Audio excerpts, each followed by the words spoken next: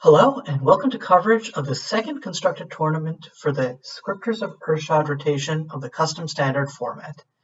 Today we're going to be watching the winner's semifinals match between SOU Invictus on Crest Ramp and Zarepath on Bant Flash.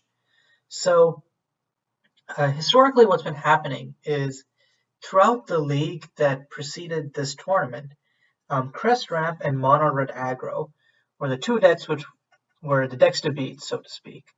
And Zarepath won the previous tournament with Mono Red Aggro, so I think everyone expected him to bring it. However, Zarepath brought out another brew, Bant Flash, which is a tempo-ish.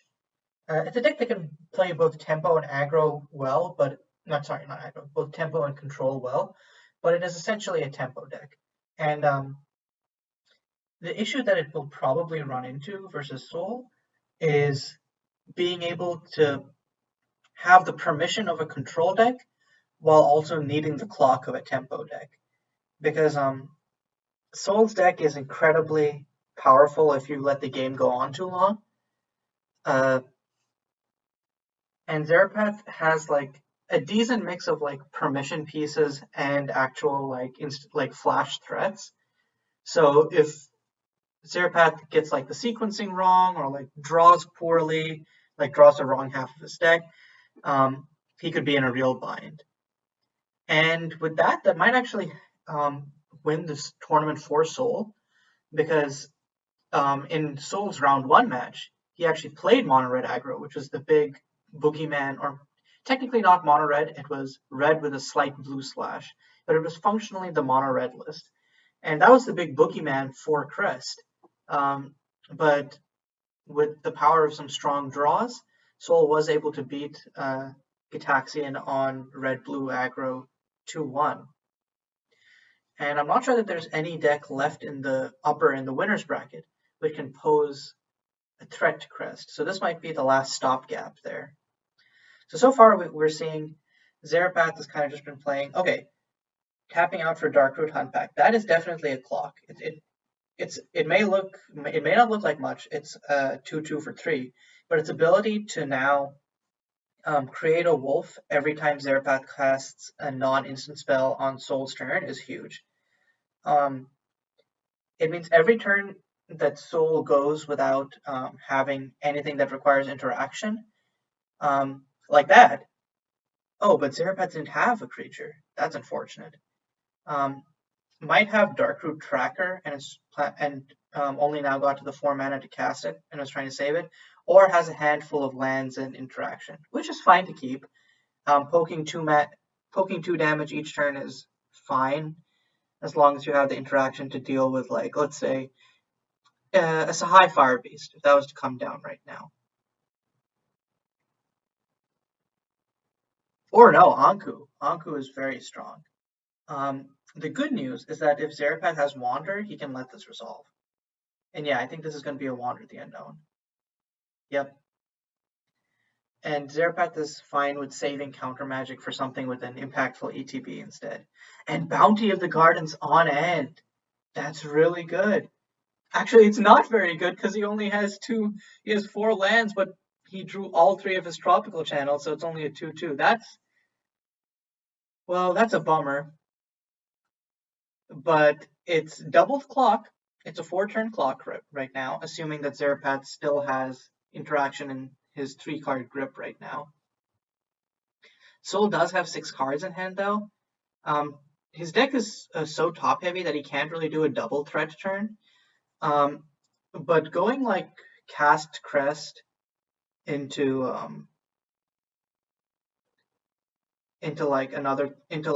threatening to Voyage is strong. Okay, so High Fire Beast. So Zarepath needs a counterspell here. Otherwise, oh no, letting it resolve? That's painful. In response, what are you doing? Tigal for Wander the Unknown, I guess.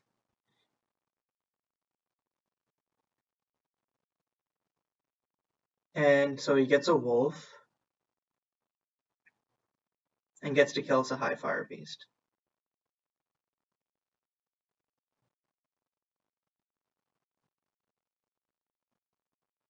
So he still loses his Fire Beast. Or sorry, not his Fire Beast. He still loses his Darkroot Hunt Pack, but he now has a reasonably fast clock. That's 6. So instead of a 4-turn clock, it is now a 3-turn clock. He still needs to keep having interaction though. Soul has 4 cards in hand, and if any one of those is a threat that is allowed to like stick around, that's pretty damning.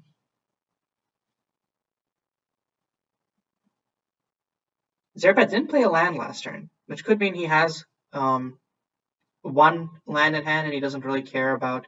He's fine with keeping it up to pretend he has more interaction than he does, or he genuinely has like 3 cards that he can play at flash speed, which makes this very deadly for Soul. Tapping 6 again. No red mana in there, which means there's not a need to tap a red for that, buddy. I was about to say.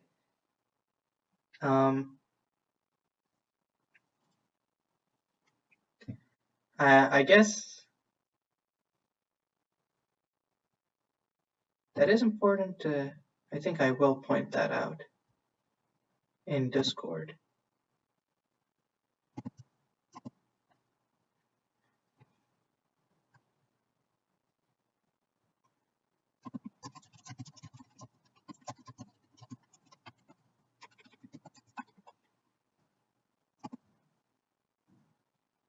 And wow, in the meantime, Tigal, another Tigal, but then since the previous Tigal exiled Wander, he can't bring it back. He just has to make a plan. And this is stabilization for Soul. He has a 4/4 blocker, a 4/4 blocker with lifelink. And Zarepath has like a full board, but what can like so Zarepath attacks out with the potential to hit for 12 damage next turn. Or not 12, sorry. To hit out for 9 damage next turn. And but then Soul can block, let's say blocks the plant, the 3/3 plant. So he takes 6, heals 4, he only takes 2 damage. It's not in a good position for Zarepath. And Zarepath only has 2 cards in hand. Soul could have like another threat that he can drop here. Yeah, not a good situation.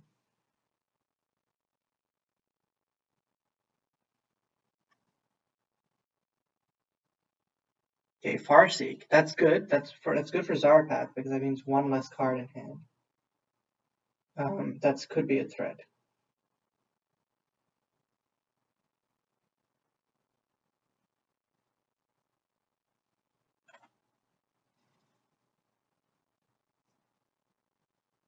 Okay, so grabs a Forlorn Ruins with the Farseek. Tapping out some more.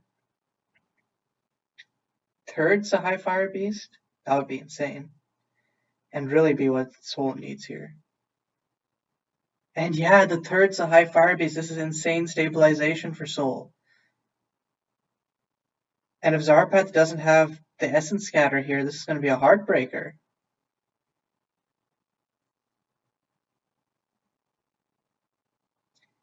Yeah, Zarepath with the okay. Yeah, not much you can do about that. And I think I'm not sure what to kill. Probably the plant, but I think killing. Yeah, I don't think it really matters much which he kills. And yeah, this is just incredibly strong stabilization for Soul. Zarepath has let the chance to like kill Soul slip through his fingers. And with 2 threats resolved, I don't believe Zarepath has any wipes in his deck. I could be wrong, but that is the impression I'm working under. Let's check out the deck lists real quick. Yeah, Zarepath is not running any wipes. Epic of Ekbrom could function as a wipe for like an Alpha Strike, I guess, or if. But yeah, so without access to a wipe here, other than Epic of Ekbrom, Zarepath is in a bad spot. Epic of Ekbrom would allow him to bounce both the high Fire Beasts, and then swing in for like an Alpha Strike potentially.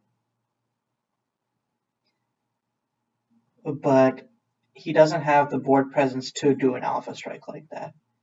And Soul can, I believe, now that he has two so high fire base, Soul can comfortably attack with both of them. Even if one gets double blocked, that takes out Zarepath's board presence and Soul gains 4 life in the exchange.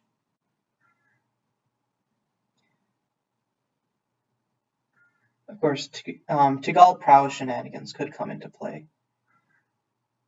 Which is why I think if Soul was going to attack, Soul should have attacked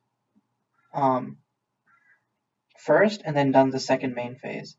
Because if Zarepath had interaction, that would have pumped up Tigal. Actually, or maybe that's an argument to do it first main, so that you know that Tigal is pumped, so therefore you don't attack. It depends on what kind of interaction you think Zarepath has here. If it was counter spells, then casting this second main would have been better.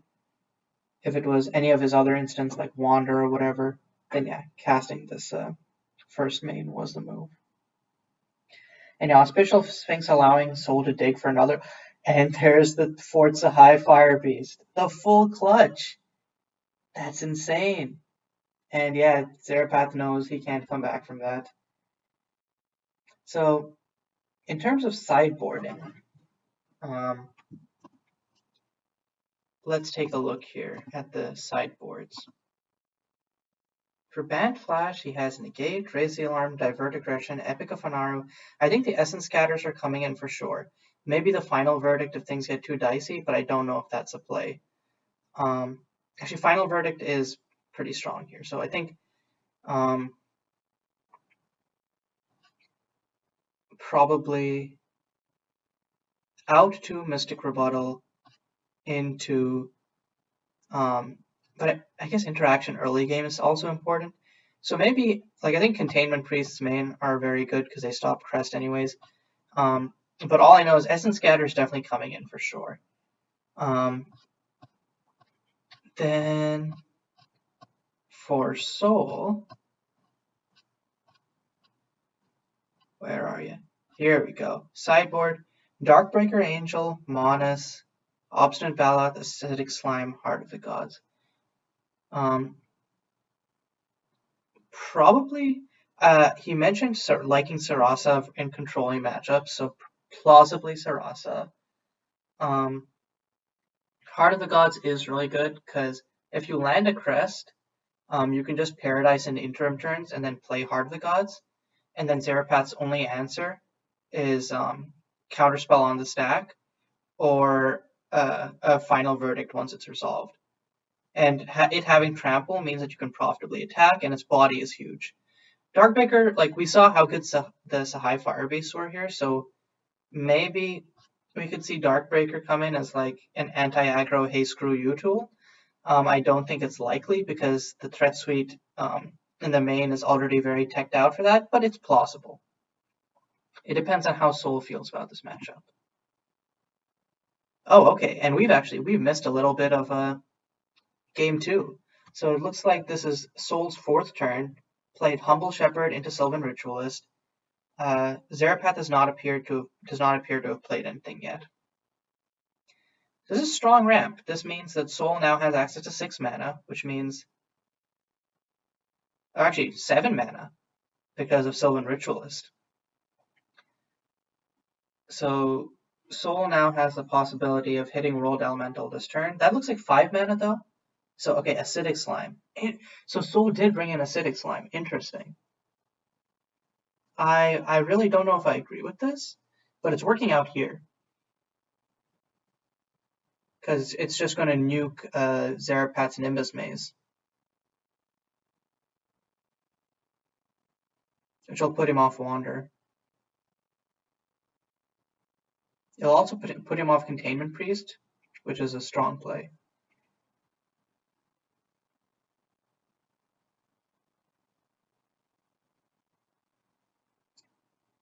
Oh, in response, maybe casting Wander? Oh, in response, casting Containment Priest. Okay.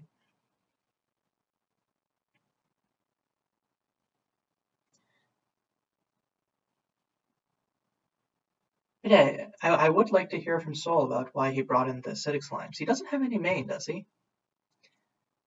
Yeah, no acidic slime's main. Just the two from the side.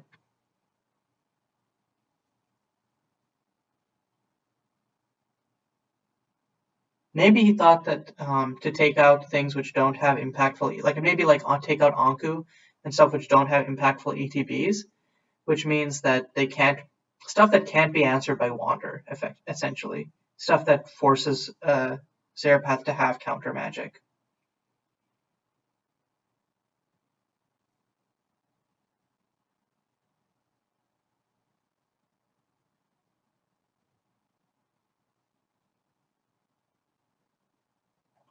So Soul's thinking about it. Soul has access to 9 mana now. Tapping out Auspicial Sphinx, getting Essence scattered here. Soul is still like in a very commanding position. And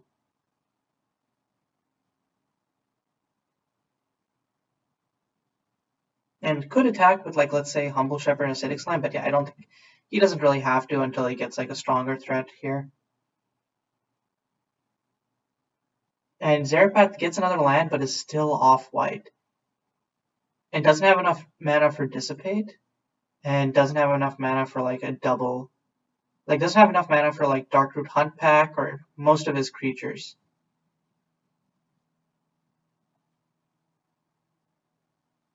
So now Soul has access to 10 mana, which actually is important because this means if he has 2 5 mana threats, he can drop both of them here. But 6 mana instead, it's a high Fire Beast. Does Zarepath have the counter magic? And I think, yeah, the plan is shoot Containment Priest, swing out with the rest of his board. Does Zarepath have any 2 mana creatures that don't require white? I don't believe so. But just swinging with Humble Shepherd, interesting. Let's look at the list again just to see.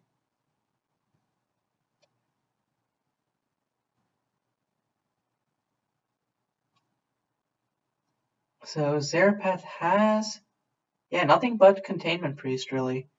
So I think swinging out with Humble Shepherd could have been a play there. And Zarepath just, I guess, drew pass.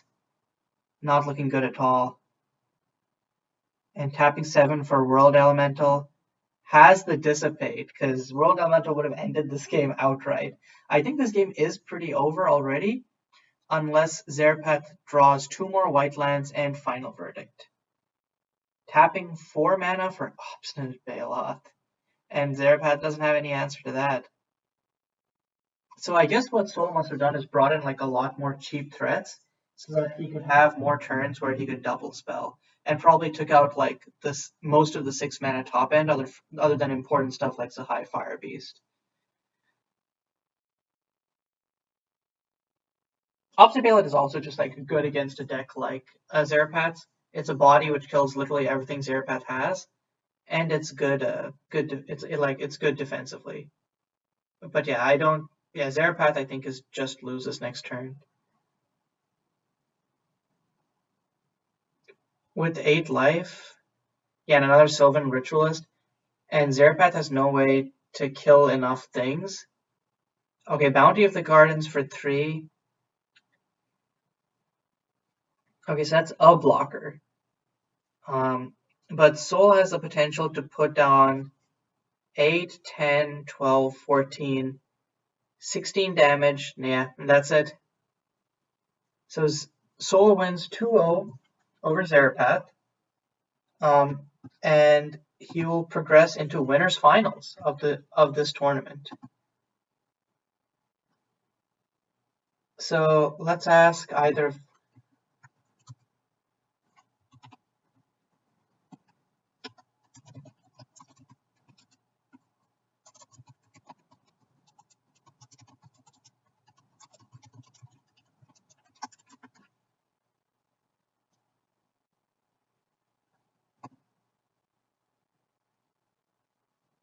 Oh, Zarepath had 2 Wander in hand. So Acidic Slime ended up being the right call.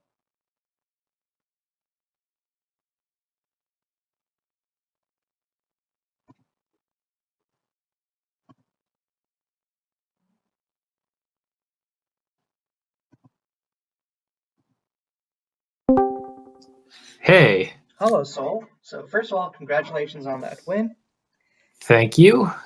hmm So I guess the first thing I want to ask you about is your general feelings on how your deck has performed so far in the tournament, because you're sitting in winners finals right now. And then after you're done with that, what you were thinking about going into this matchup and how that compared to how it actually played out.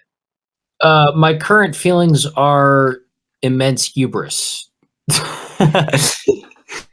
I've beaten the two decks that I thought were most threatening. There are two decks left in the tournament that I'm actually. Well, yeah, you haven't lost twice yet. You've only lost once, hmm right? Yeah, Yeah. so there are two decks left in the tournament that scare me a bit, but not as much as the ones I've beaten. So I'm feeling pretty confident and trying not to let that be overconfident. hmm Yeah, those are both like bad matchups. Like, red can just be faster than you, and then Band Flash has both the clock and the count and like the interaction to like put you off all Yeah, of your high cost I, stuff. I So those I will normally say are, that yeah, those are tough matchups. So good on you for being able to board through them. they're tough matchups. And I will note that I got lucky in both those matches. Cough. Uh, All four of your Sahai Fire Beasts. Cough. yes, yes. Did you know that I used to think that Sahai Fire Beast was like underpowered, limited trash? Hmm. um, anyway, anyway, uh, I do think that Bant is a difficult matchup, but I think it's like 60-40, not like mono red variants, which they've got like at least 70%, I think. At least. Okay. I think that Bant is a harder matchup in that it's harder to make the right calls. Like I think it's maybe the most difficult matchup to play out of all the ones in the tournament. Um, like, because with your deck and with Mono Red, it's often pretty easy to be like, this is the best thing I can do, and they might just beat me, and I have to be okay with it. But Bant, it's like there are a lot of ways that I can play around their multitude of threats and disruption. Hmm. Um, that I'm somewhat confident in my ability to do, but not, super confident. It's hard for me compared to other matchups. hmm Yeah, for sure. Um, Oh, I was just gonna ask Zarepath the same question that I asked you, which is like, uh, how like how do you feel about how your deck has been playing and performing throughout the tournament so far? And then how is it how did it perform in that specific matchup compared to how you expected it to perform? So I've been fairly pleased so far in the tournament. Um, my first matchup was against kind of an untuned deck, and so that I didn't get a lot of information from that. I was pleased with how it did against your Anchorlith combo deck, but that's because I had lots of counter spells, so it should do well there. I think I was a little disappointed with how it did here because we had played a few test games where lists were pretty similar to how they are now before the tournament, and I think I just got destroyed by Crest when I had a very early version of this deck. But then the recent matchup, I think I 2-0'd you Saul. that is correct. Yeah. Which I think we were both a bit surprised by. And I think a lot of it depends on which cards Bant draws, because while Crest is pretty consistent, I think the things that Bant Flash wants to do depends on the cards it draws. Like if it has the the blue-green instant, I forget what it's called, Bounty Bounty of of the the Garden. Gardens. Bounty of the Gardens. Yeah, if you have some of those in your early hand with some Tiggles, however you pronounce that, then it becomes like you want to put more pressure on. Otherwise, you're really looking for counter spells, and I just didn't see a lot of counter spells in our matchup. I had some Wander the Unknowns, and Him Yeah, taking me you off can of white definitely was really kind of big. get a wrong halved with your deck. You Yeah, also I think had so. unusually small bounties in our first game. Like you Oh, had yeah. like 6 lands, but only 3 different names, which is I haven't played against your deck that much, but that's I don't think super common for you, so that's pretty unlucky. Yeah, I had 3 tropicals, which I have 3 of them in the deck because they're the best land for my deck, like just to make the mana work. But everything else is a 2 of or less as far as the mana base. Like I think I have over a dozen different kinds of lands. And so that that was a bit unlucky. I don't know if that would have made the difference. It may have, because I would have been able to profitably block the fire beasts or attack into them more profitably. But yeah, that was a little bit rough, but that's okay. I mean, I think that the way the deck is built is it can't be consistent because the things it does are reactive, but not consistently so. I was having horrible Merfolk flashbacks, honestly, when I was watching that game. Oh yeah, like you've got these 2/2s and some reactive spells that don't do anything to the board. Yeah, I'm assuming. Wait, actually, so this actually kind of slides well into my next question, which is like, what do you guys board in and out? Because I guess like the biggest thing I was thinking about in that last game is like, man, he really needs a final verdict and 2 white lands. Do you want me to go first? Sure. Actually, actually let's start with Zarepath because that question was directed at him. Oh, And sure. go.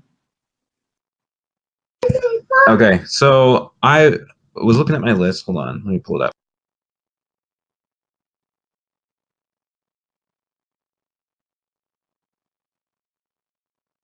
So I had the 2 final verdicts for aristocrats and mono red, or mono red with a little bit of blue.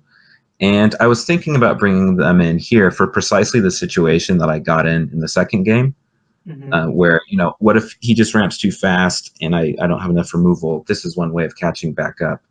And I figured, you know, my game plan needs to be more proactive. I think my deck only beats him if I can land the counter spells at the same time he's making the threats, and then catching up on card advantage later with Tagal and Tracker, which I think is how I've won in the past. And so I decided, no, that was too slow. I need to be putting stuff on the board. All I did was I switched 2 Essence Scatters from the sideboard in for the 2 Mystic Rebuttals. Okay. Which I noticed he did a good job playing around the Mystic Rebuttals in game 2. Like there was one moment where he left up 2 mana instead of attacking with guys. And another thing you did that I thought was interesting was you played around my bounty. You didn't attack with your 2 power mana dorks when I could make a 3/3 bounty. And so that was like one of my only plays I had in my hand. It's like, well, at least if he attacks with those, I can get some value that way. But no, I should have just traded with the Death Touch. But yeah, I did minimal sideboarding. I thought about Divert Aggression just to like keep you off of establishing a board presence.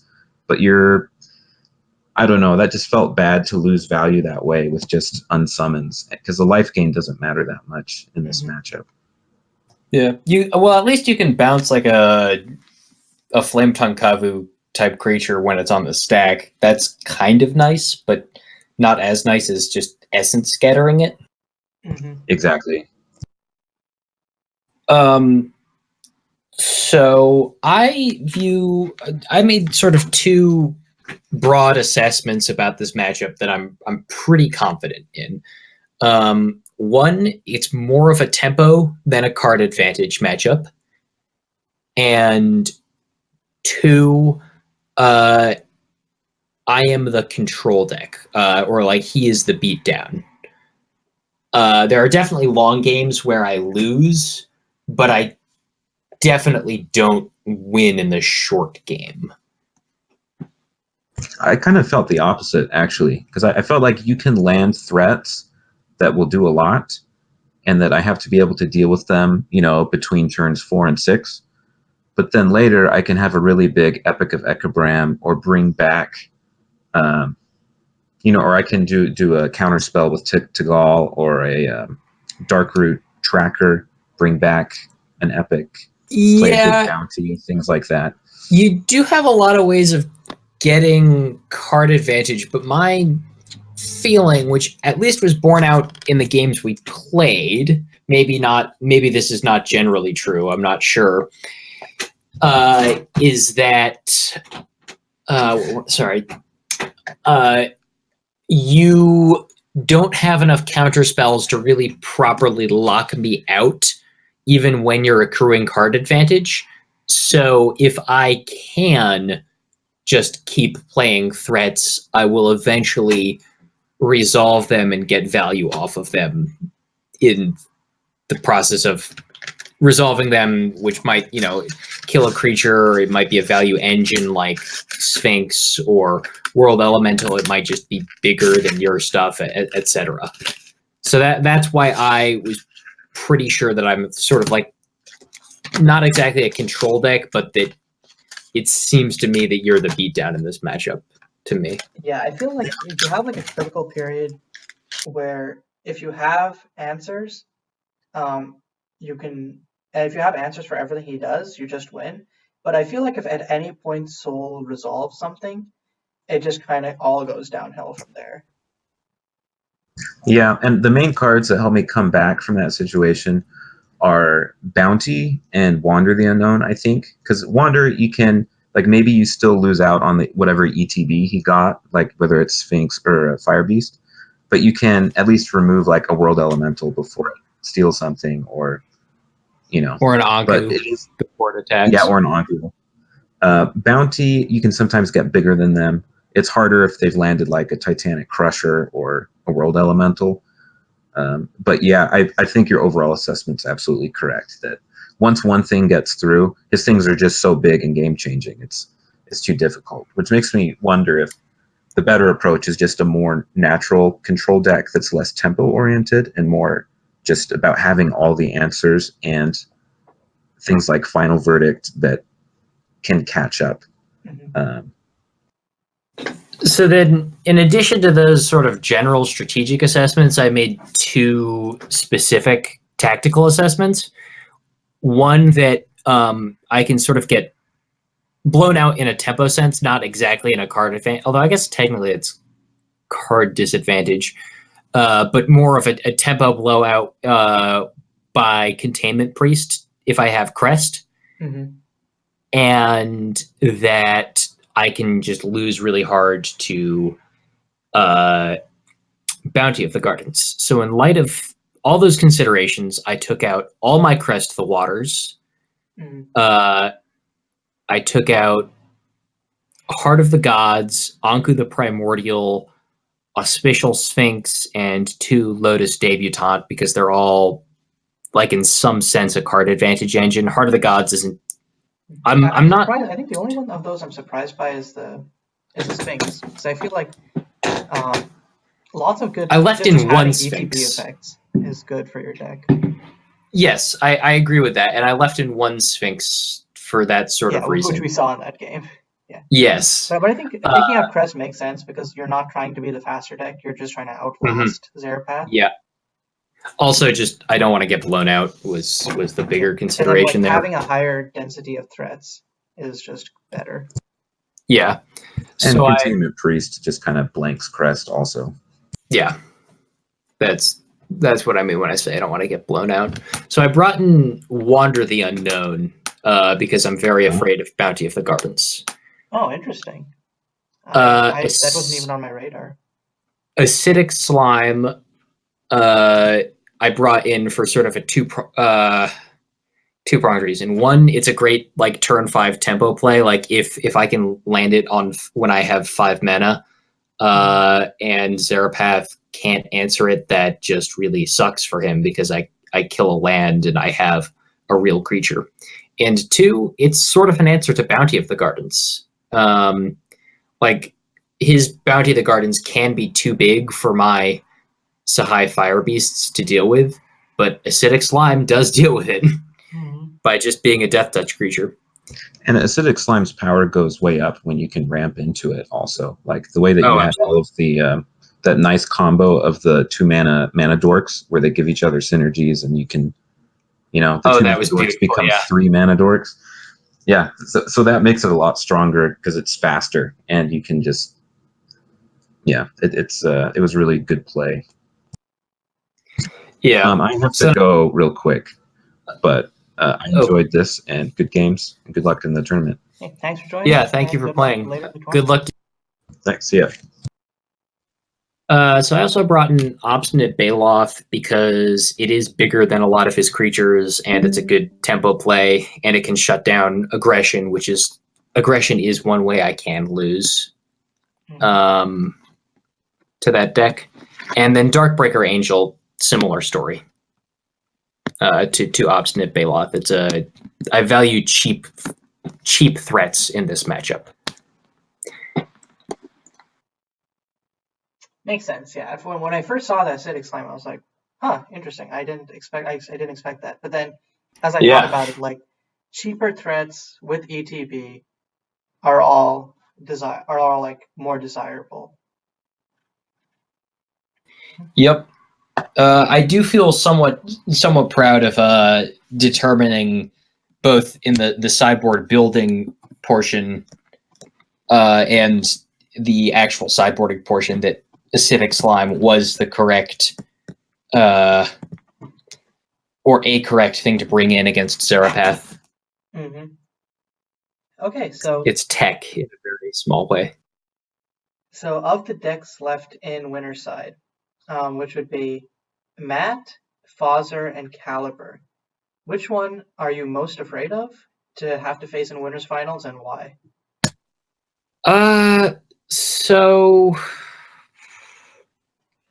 that's a hard question for me to answer because I worry that I've been underestimating Matt's deck. Like, to be honest, Matt's deck looked kind of terrible to me when I looked at it. I was very surprised when I saw that it beat White Black Tradition somehow. Yeah, and then he 2-0'd All Who Wander, and Waters was saying like, yeah, I feel like I kind of underestimated the deck, and I did get unlucky, but Demi is better than I thought. And looking at that made me think like, holy shit, am I just gonna lose to Matt? Is he gonna just Demi my Anku and I'm gonna have nothing to do? I think I'm still generally pretty good against pure Drago control, especially Drago control that has a lot of burn in it, which is not particularly good against my threats. So although I'm a little worried that I'm underestimating Matt, I think that he's not my biggest concern. And he has very few threats, all of which are quite answerable. And he draws more cards than I do. So it's possible that like he just runs out of threats and loses that way. I think he does have Incendiary Revel, but only one, and I do often gain life. And I have Heart of the Gods, which is nice against him. I have Acidic Slime, which I do think killing his lands is useful. So I'm probably going to bring that in against him. And yeah, I have Sarasa as a value engine. I have a lot of. Do you have Nito anywhere in the 75? I don't have Nito. Nito would I don't be have very any good versus Demi and Demi tokens. Nito would be okay because it doesn't generate that many tokens, unfortunately, against Demi. No, I mean just like still just killing Demi and like yeah, the tokens she creates. True. Pretty good. Like it allows you to choose okay, I'm gonna let Demi make tokens here because I don't care. If she has them.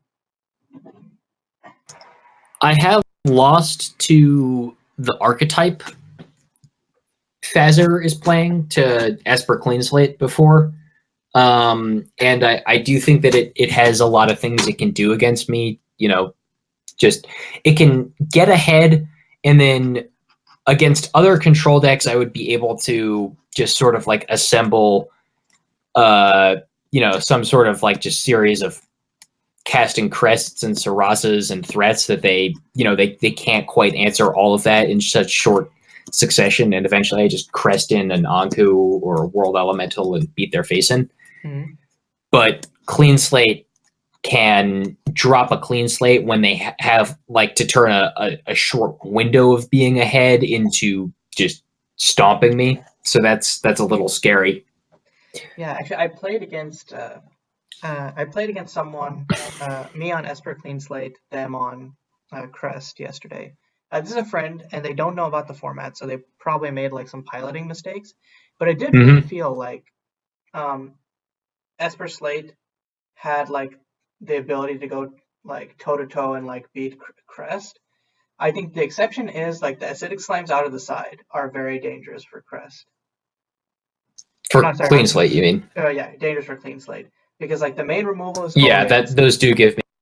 So you can, and also like the mana base is dummy. So, and like most of the interaction, or I think like all of the main board interaction, none of it is like counter spells. None of it is instant speed.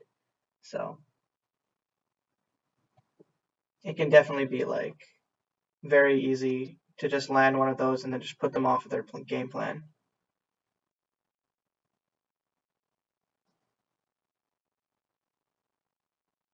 But yeah. So then the last one is Caliber, and I've beaten. I would categorize Black Red Aristocrats as a deck, an aggro deck that is slower than Mono Red. So that's also like Mono White and White Blue also fall into that category, and Crossing the Frog also falls into that category. And I've got, thanks to Tyrant, a lot of experience playing against that kind of deck, and I'm fairly confident that I have a fighting chance there, and I think that Aristocrats is the less scary version of that kind. I think Crossing the Frog is more able to do things that I can't answer than Aristocrats. Death Pit's Hawker can fuck me over. I'm glad I have Wander for it. Mm-hmm. Other than that, I'm not too scared of Caliber. Okay. I do have a history of losing to Caliber, though. Just specifically Caliber. I lose you frequently, so we'll see. We'll see if that plays out. On you, dude. He has what, or they has what? Have the soul read on you. They no, it's more like So there was some summer camp I was in, and what is this? Where is the story going? I swear it loops back. I swear it loops back to Caliber. Okay. This is weird, but I swear it loops back to Caliber. Okay. I think I couldn't have been older than like 13. And we were playing this game as part of the summer camp, and the opposing player was not very good, but when she looked at me, it was like, well, fuck. Like, just, nothing. The way she looked at me, it was like, nothing that you can do will matter. Like, this is mine to lose. And in fact, she did lose it because she wasn't very good. But just her staring at me made any attempt that I might make to thwart her feel ridiculous. Mm-hmm. And that is how I feel when I play against Caliber. That it's just the composure. Yes, that it's just like, I see through your bullshit, Soul.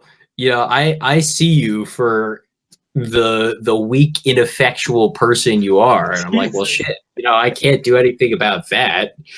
So Caliber doesn't have the soul read on me so much as the soul gaze attack, the soul penetration, the soul rip.